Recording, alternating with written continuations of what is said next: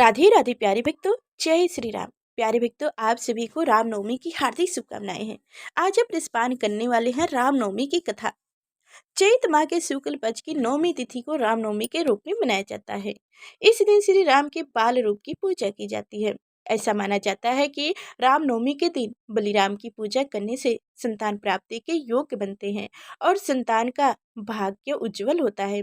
इसी कारण से ज्योतिषों में भी रामनवमी का बहुत महत्वपूर्ण माना जाता है। यही जितनी महत्वपूर्ण श्री राम की पूजा है, इस दिन उतनी ही जरूरी है इस दिन से जुड़ी कथा का श्रवण करना। तो आइए सुनते हैं रामनवमी की कथा। जगत पालन करता श्री विष्णु ने अपने 7वें अवतार मर्यादा पुरुषोत्तम श्री रामचंद्र के रूप में अनेकों अश्लील सैनी और अद्भुत लीलाएं रची और अंत में प्रभु ने त्रिलोक विजेता अहंकारी रावण का संहार कर बुराई पर अच्छाई की महाविजय प्राप्त की। श्री राम जी के जन्म दिवस को ही रामनवमी के रूप में बेहद उत्सव के साथ मनाया जाता है। आज आप सभी लोग रामनवमी की कथा सुनेंगे। अगर हमारी कथा जरा से भी अच्छी लगी तो शेयर कीजिएगा और लाइक कर चैनल को सब्सक्राइब कीजिएगा और कमेंट में जय श्री राम लिखना ना भूलिएगा। तो चलिए अब ध्यानपूर्वक कथा को सुनिए। पौराणिक कथा के अनुसार अयोध्या के महाराजा दशरथ को पुत्र रतन की प्राप्ति नहीं हो रही थी।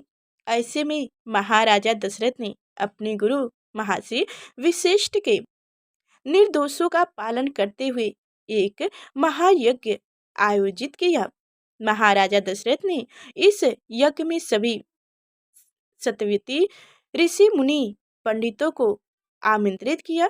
जिस दिन यज्ञ का शुभ आरंभ होना था, उस दिन गुरु वशिष्ठ के साथ महाराजा दशरथ के मित्र अंग प्रदेश के अधिपति ऋषि ऋषि और अन्य आगंतुक भी यज्ञ मंडप पे आए। यज्ञ के समापन के बाद महाराजा दशरथ ने सभी ऋषि और पंडितों को दक्षिणा स्वरूप धन्य धान का दान कर विदा किए। यज्ञ से प्राप्त प्रसाद लेकर राजा दशरथ पुनः अपने महल में लौट आए और प्रसाद अपनी तीनों रानियों के बीच वितरित किया। तत्पश्चात यज्ञ के पुण्य फल से तीनों रानियों ने गर्भ धारण किया। सबसे पहले माता कौशल्या ने एक पुत्र को जन्म दिया। रानी कौशल्या के द्वारा जन्मे उस बालक के चेहरे पर करोड़ों सूर्य के समान आभा भी थी और उस बालक व्यक्तित्व अत्यंत ही आकर्षक था।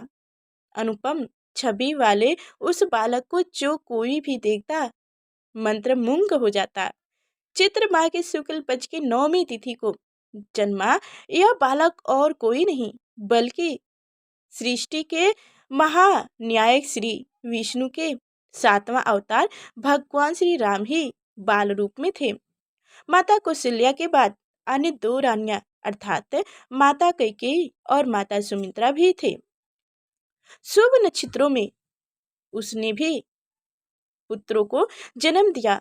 माता कैकेयी के एक पुत्र अर्थात भरत हुए एवं माता सुमित्रा के 2 पुत्र लक्ष्मण एवं शत्रुघ्न थे। अयोध्या के नन्हे राजकुमार के जन्म का समाचार पाते ही पूरी अयोध्या नगरी में खुशियों और उत्सव की लहर दौड़ गई। गीत संगीत और सोहर से राजा दशरथ के चारों पुत्रों का स्वागत करते हुए उनका जन्म दिवस मनाया गया।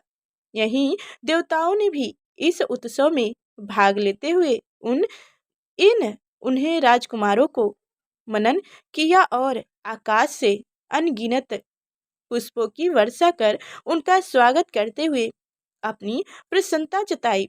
शीघ्र ही चारों पुत्रों का नामकरण संस्कार महर्षि वशिष्ठ के द्वारा किया गया तथा उनका नाम रामचंद्र, भरत, लक्ष्मण और शत्रुघ्न रखे गए।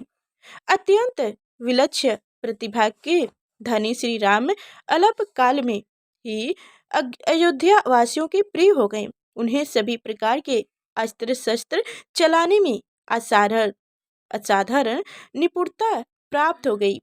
वो निरंतर माता पिता और गुरुजनों की सेवा में लगे रहते थे। श्री विष्णु के 7वें महाअवतार के रूप में जन्मे श्री राम ने अपने जीवन काल में अनेकों महान और धर्म प्रायणक कार्य किए। चाहे सीता स्वयंवर में धनुष तोड़ना हो या महाबली बालिका वध कर सुग्रीव की सहायता करना हो। विवाह के पश्चात मर्यादा पुरुषोत्तम श्री राम अपनी पिता की आज्ञा का पालन करते हुए पत्नी सीता और अनुज लक्ष्मण समेत वनवास स्वीकार किए। जहाँ माता सीता की दुर्याचारी रावण ने रक्षा करते हुए प्रभु ने अत्याचारी रावण का संहार किया। ये वही राम है जो स्वयं जगत के पालनहार हैं और दुर्लभ व्यक्ति के स्वामी हैं, किंतु उन्होंने एक सामान्य मानुष जीवन का एक अद्भुत उदाहरण प्रस्तुत किया। युग युग के बाद आज भी श्री रामचंद्र के आदर्श व्यक्तियों धैर्य, निष्ठा, त्याग एवं परिक्रमा के श्रद्धा और सम्मान देते हुए रामनवमी के दिन उनका जन्म उत्सव मनाए जाते हैं।